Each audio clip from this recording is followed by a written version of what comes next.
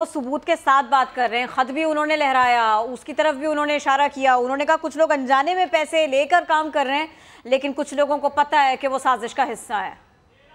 देखिए कि prime minister बहुत बड़ा इल्जाम लगा रहे हैं और मुझे ये मामला कुछ तारीख की तरफ ले जाता है। किसी जमाने में जुल्फ़िकार अली भुट्टो ने रावलपिंडी में अमेरिकन सेंटर के बाद एक ऐसा ही खत लहरा के उस वक्त के अमेरिकी वजीर खारजा का नाम लेकर बोला था, वैंस उसके नाम में आता था कि ये खत अमेरिकी वजीर खारजा का है और उसने मुझे धमकी लगाई है और मैं ये करूंगा। और उस वक्त इशू ये चल रहा था कि पाकिस्तान न्यूक्लियर रिएक्टर फ्रांस से खरीद रहा था और अमेरिका जोर लगा रहा था कि पाकिस्तान वो न्यूक्लियर रिएक्टर ना खरीद सके। प्राइम मिनिस्टर ने इसको रजीम चेंज का नाम दिया है और रजीम चेंज के हवाले से उन्होंने फॉरेन फंडिंग का भी जिक्र किया, फिर पाकिस्तान के अंदर मौजूद कैरेक्टर्स का भी जिक्र किया और बड़ा एक इंटरेस्टिंग वे में उन्होंने रेफरेंस दिया कि नवाज शरीफ की और फजल रहमान की उस वक्त की पार्टियां जिनके साथ शामिल थीं, जरदारी और उनका बेटा जुल्फ़िकार अली भुट्टो के कातलों के साथ जाके बैठे हैं। ये रेफरेंस का थोड़ा सा हमें कॉन्टेक्स्ट देखना पड़ेगा। पीएनए की तहरीक चल रही थी।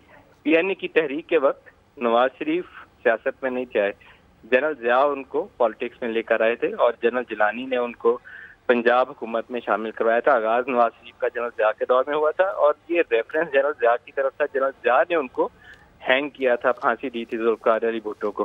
तो उन्होंने दो चीज़ों को आपस में जोड़ा है, एक मैसेज दिया है किसी तरफ जिनको वो न्यूट्रल कहते हैं और एक उन्होंने वो अमेरिका वाला वो जो भुट्टो का तरीकाकार था उसको उस कार्ड को दोबारा इस्तेमाल किया है, खत जेब से निकाला है और लहराया। भुट्टो ने बिल्कुल ऐसे ही मैं कुछ पुराने जर्नलिस्ट को जानता हूँ जो रावलपिंडी में उस इवेंट को कवर कर रहे थे, कुरैशी साहब उनका नाम है, मैं अभी पूरा नाम उनका ज़हन में आएगा तो इन्होंने नाम नहीं लिया नदीम साहब, इन्होंने उस तरह से नाम कोई नहीं लिया, वहीं पर ये रुक गए। अब खत निकाला, लहराया कि मेरे पास है सबूत। तो अब मैं कोशिश करूंगा कि उनसे दरखास्त करूं कि मुझे पढ़ने का मौका दें ताकि पता चले कि उसके अंदर है क्या। वो तो ठीक हो गया, चलिए मैं भी इंतजार करूंगी ना आप इसमें क्या इस सिलसिले में हमें मजीद बता पाए। अब मुझे ये बताइए कि नदीम साहब कुछ हिस्सा ऐसा था वजीर आजम की तकरीर का जो उन्होंने बिल्कुल एक्सटेम्पोर बोला, कुछ वो लिख कर लाए थे तकरीर, उन्होंने वो पढ़ी। मजमूई तौर से वजीर आजम की तकरीर और यहाँ इकट्ठा होने वाले लोग, ये जो मजमा पूरा यहाँ इकट्ठा था, आप इसको कैसे देखते हैं? क्योंकि ये जलसा इंपॉर्टेंट है, ये तो पूरी हुकूमत कह रही है जब से उन्होंने ऐलान किया इसका। देखिए कि इसमें सिर्फ एक दो चीजों पे सरप्राइज हुआ। मैं सोच रहा था कि ये टारगेटेड होगा और मैसेज जाएगा जिसको वो बार बार न्यूट्रल पुकारते हैं, उस न्यूट्रल की तरफ ये कुछ मैसेजिंग होगी। अपनी हुकूमत की आइंदा की लाहे अमल क्या होगा, क्योंकि बज़ाहिर तासुर यह है कि वोट ऑफ कॉन्फिडेंस में इनका सूरत हाल, वोट ऑफ नो कॉन्फिडेंस में इनकी सूरत हाल अच्छी नहीं है। He is in trouble. इनके अलाइज इनका साथ छोड़ने का कभी इम्कान मौजूद है, पता नहीं छोड़ते हैं नहीं, लेकिन अभी तासुर यही है कि वो इनके साथ नहीं है। ऐसी सूरत हाल में मेरा ख्याल था कि ये तकरीर ज्यादा सियासी नौयत की होनी चाहिए थी, लेकिन उन्होंने इसके अंदर ट्विस्ट एक डाल दिया कि ये रजीम चेंज है, एक्सटर्नल साजिश हो रही है मेरी हुकूमत गिराने की।